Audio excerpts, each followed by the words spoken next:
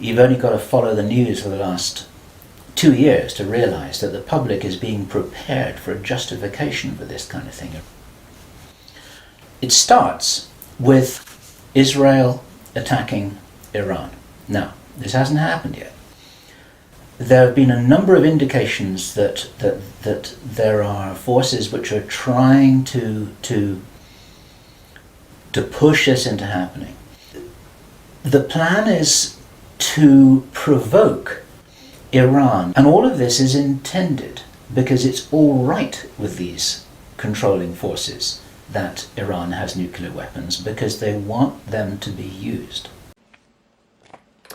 Well, we've been arguing about pronouns here in the United States and wondering why 2x4s now cost $9 a piece. There's real drama unfolding in Europe. Tensions between Ukraine and Russia are the highest they have been in a very long time. And we get some sense that there are political elements, mostly in the Democratic Party, not exclusively though, who would like to see a war in Europe. What is this, and how concerned should we be about it? Tulsi Gabbard has paid a lot of attention to this. She's a former member of Congress from the state of Hawaii. We're happy to have her on tonight. Congresswoman, thanks so much for coming on. So is this conflict moving toward war, and are there leaders in this country who would like to see that, do you think? It is moving in a very dangerous direction, and the question for the American people is, are we willing to go to war with Russia on behalf of Ukraine? And we need to understand that such a war would come at a cost beyond anything that we can really imagine. Because this is not a war that is just, okay, this is going to be something that's happening to someone else, somewhere else on the other side of the world. No, this is something that will directly impact me and you, Tucker, every single one of your viewers, and all of our loved ones. And this is a war that is not a game. It's a war in which there are no winners, because you've got, thousands of nuclear weapons that the United States has aimed towards Russia. Russia has thousands of nuclear weapons aimed towards us that could hit any town or city in America in less than 30 minutes and exact a cost upon every one of us that would result in excruciating death and suffering beyond comprehension. Hundreds of millions of people dying and suffering, seeing their flesh being burned from their bones. This is something that you can't really even imagine, and it's a cost that we will all pay. The plan is for either Iran or for China to retaliate after Iran is struck with a nuclear weapon. At that point, there will be a limited nuclear exchange in the Middle East, followed by a ceasefire. He heard this being planned in this meeting. This is being choreographed. It's like the script for a movie. This is exactly what's intended to happen. Many people watching this will be aware that this is being set up in the background. We've had a lot of information about this from a number of good researchers from many countries who are reporting this on the internet, that things are being set up in many of the Western countries for there to be heavy controls over populations, martial law, increased powers on security forces who are not just the army or the police, but in Britain, for example, our source said that he absolutely knew personally for a fact, that a very large number of private security people, their powers were being increased to give them the ability to arrest people, the ability to detain, the ability to handle riots in streets. And here we're talking about just regular people working in private security, people who give the parking tickets on the streets. Their powers are being increased in the same way. COVID-19 wardens will be allowed to detain persons who fail to abide by health and safety protocols. However, Deputy Police Commissioner Milton Daisy says they will not be members of the Royal St. Lucia Police Force. When we have done the final selection, persons would be given powers of arrest by the Commissioner of Police. They will demand from their governments that there are heavy controls over travel, over communication, over people who meet, over people who protest in the streets. They want to make sure that they don't have crazy bombers on aeroplanes, crazy bombers in the shopping malls. They want to make sure, and because people will be driven into fear by this, they'll request and demand and insist on heavy controls from their governments, which will be justified. And this is where you're going to kind of get the martial law situation in all the Western countries. It's intended as a justification. All of this is just the start of something, because this story gets much bigger, and it's pretty horrifying. And if watching this now you're feeling a little bit shocked, this is how I was feeling when I heard this information, and this is how our source was feeling when he was hearing this information in this meeting, because this is just the beginning. Now, during the time of this ceasefire, everyone's shocked, everyone's frightened, everyone's really terrified about where this is going to go. There are all kinds of heavy controls over populations everywhere. And then the next thing that happens in this chess game that's being played is that biological weapons are released on China. He heard this being discussed in this meeting. They will release a flu-like virus that will be genetically targeted against the Chinese population. It's racially targeted against the Chinese people. It's designed to spread like wildfire and to knock out a large number of the Chinese people. And these people in this meeting were laughing about this. They said, China will catch a cold. Those were their words. China will catch a cold. And they were laughing about the fact that these biological weapons will wreak havoc among the Chinese population. And after that, then what effectively will be a kind of plague will actually spread right across the world to the West as well.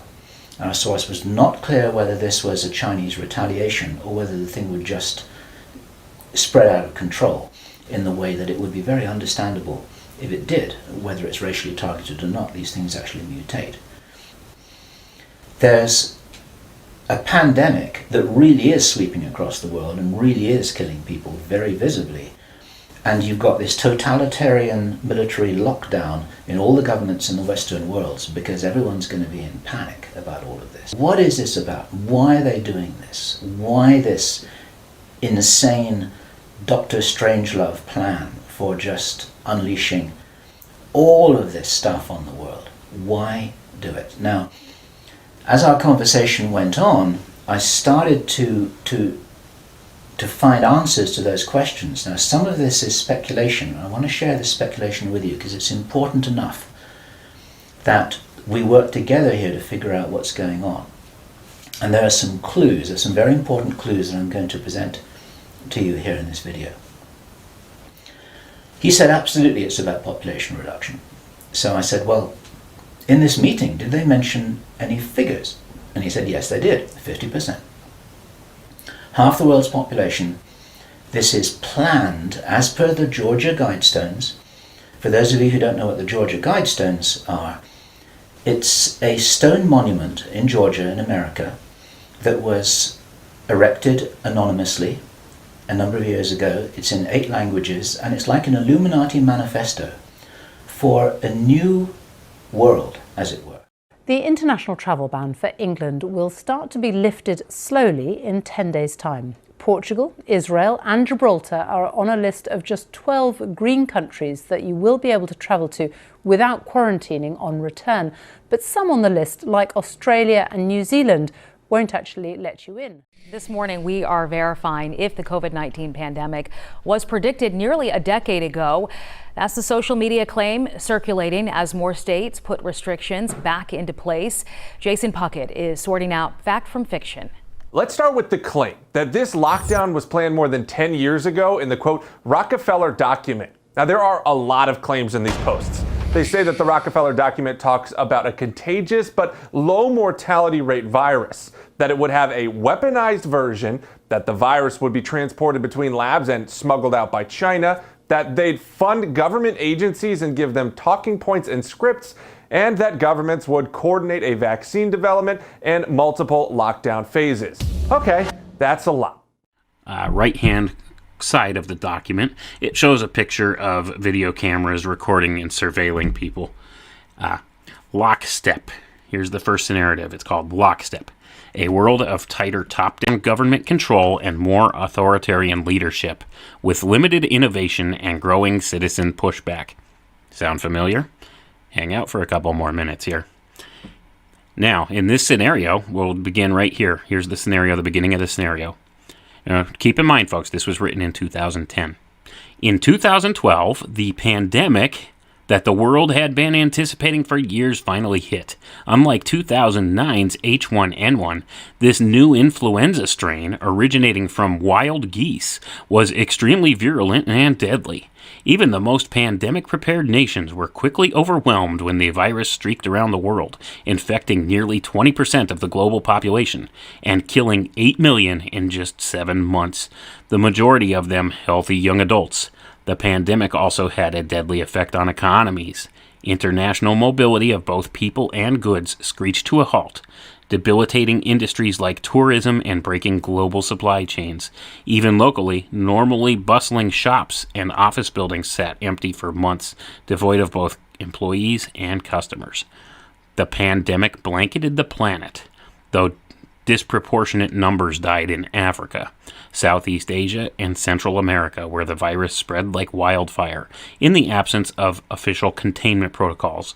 But even in developed countries, pay attention here close, pay attention, this is very important. But even in developed countries, containment was a challenge. The United States' initial policy of strongly discouraging citizens from flying proved deadly in its leniency, accelerating the spread of the virus, not just within the U.S., but across borders. However, a few countries did fare better, China in particular. Why are they flagging out China here, folks, in this scenario? Think about that for a second. The Chinese government's quick imposition and enforcement of mandatory quarantine for all citizens, as well as its instant and near hermetic sealing off of all borders, saved millions of lives, stopping the spread of the virus far earlier than in other countries and enabling a swifter post-pandemic recovery. China's government was not the only one that took extreme measures to protect its citizens from risk and exposure. During the pandemic, national leaders around the world flexed their authority and imposed airtight rules and restrictions, from the mandatory wearing of face masks to body temperature checks at the entries to communal spaces like train stations and supermarkets. Even after the pandemic faded, pay attention here once again, even after the pandemic faded, this more authoritarian control and oversight of citizens and their activities stuck and even intensified.